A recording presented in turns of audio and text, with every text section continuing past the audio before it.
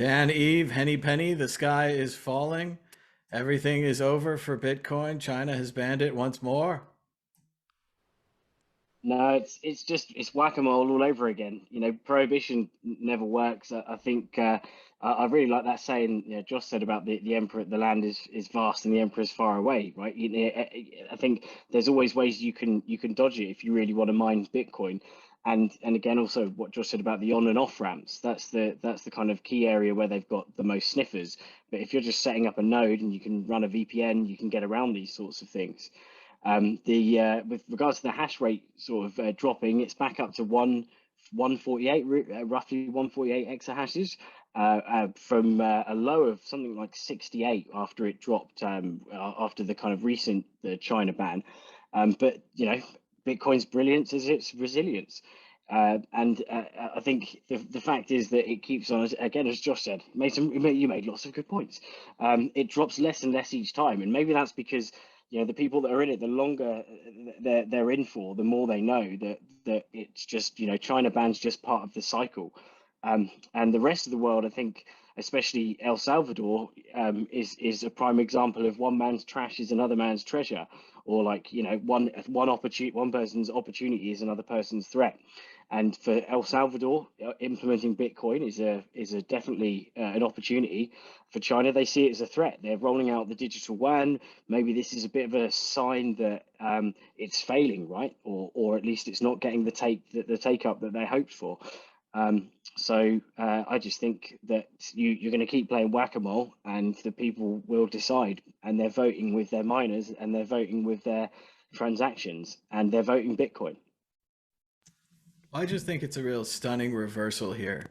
We always used to talk about how China had a major advantage and how China was where all the mining happened, and you built the chips in China, you took them across the street, you started mining right away, and how the US and other countries might reject Bitcoin and cryptocurrencies because they were based in China, because they were reliant on China. So China did us a real favor getting rid of the mining, and now China again is advertising Bitcoin to everyone by banning it. The media was all freaked out about this. Everybody in the media was saying, this is a disaster, Bitcoin and Ethereum. They said Bitcoin and Ethereum every 5 minutes today on CNBC. If you were playing the CNBC Bitcoin and crypto drinking game, you'd be dead now. So this is good for Bitcoin, good for China, good for Chinese people. It's going to blow over. They can't ban it forever. I agree with Dan. I think it's just short-term advertising for the digital yuan. It's going to be great. The digital yuan is a fantastic project. I'm sure everyone will love it, just like they love the social credit system. So no one gets I sarcasm. mean, So you I have to think like put one of you those guys things always on the screen. you guys definitely lean towards like how Bitcoin's doing, like Bitcoin's its own entity, and it is, right? How and the life of Bitcoin has, and how's it doing, and that's something to be aware of, and I appreciate all your views on that. But I think from a personal perspective, like yes, there will be those certain individuals in China who are smart enough and industrious enough and rich enough to mine Bitcoin or be involved in crypto. But it's just like if they banned it in the US, the vast majority of people will never touch it because they don't want to get in trouble, right? So for Yeah, but humanity, it's a real negative in my This opinion. is also yeah, an advantage for the US and the other so-called free nations to adopt Bitcoin, to adopt Bitcoin mining, to adopt Ethereum, solar mining, all kinds of other environmental friendly mining. Josh, what do you think? the thing is that yeah, it's very easy for us to say that they will ban Bitcoin or ban crypto, but it's an almost impossible task. Like it's not just Bitcoin, like cryptocurrency. You're talking like, are you going to really stop a kid playing a game where his gun skin is an NFT and that can be traded somewhere else? And that's just one part of a billion different things in the DeFi space where there's profit to be made by staking something or adding liquidity to an automated market maker in the DeFi space, and you're actually churning a good APY. Like, this is a very, very hard beast to stop. Sure, it's one of those things where if I look at the internet, I'm surprised that they've been able to really have like little clippy animated where they have this like cop come out and says, you shouldn't be looking at this. This is a negative score for you. Like these are the sorts of stories I hear. And I'm pretty amazed that they've been able to control the internet. So maybe they can control this space as well. But I really highly doubt it because it's so vast and different. And there's so many parts and moving parts to this whole ecosystem. Plus, you've got the incentive of money and becoming wealthy. So they've got an extreme uphill battle. And yeah, while I agree with you, it's the full-on industrial technocrats that will get around all this stuff, and it's the poor peasants that won't understand it and will stay in the dark ages and then suck up their CBDCs. But really, there's the ecosystem's vast, and so I just can't imagine how they will ban math. Well, the Cultural Revolution may be incompatible with the internet, but that doesn't mean it's not coming soon to an internet near you. Josh is right. They have been able to control the internet. They've controlled the image of Winnie the Pooh now. They've controlled Tiananmen Square, and they're going to give a try at controlling Bitcoin. Moving on to the exit question. How long will China's nonsensical Bitcoin ban last? 1 year, 3 year, 5 years, or more? Joshua Skagala.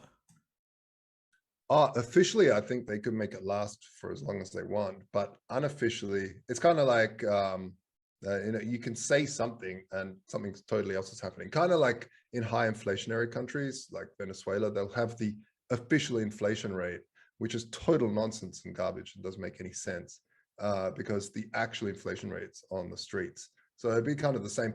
Yes, it's banned, yet everyone in certain sections of the city will be like trading it and doing stuff. And hey, by the way, there's a, I remember when New York first brought in their bit license and it was banned there, right? Had the similar thing there. And all of a sudden we had people actually going and doing the old street auctions where people would go and bid and ask live on the street. And that was also fascinating. But yeah, I don't think it's going to last very long in reality, but it could last a very long time in their false narrative. Adam McBride.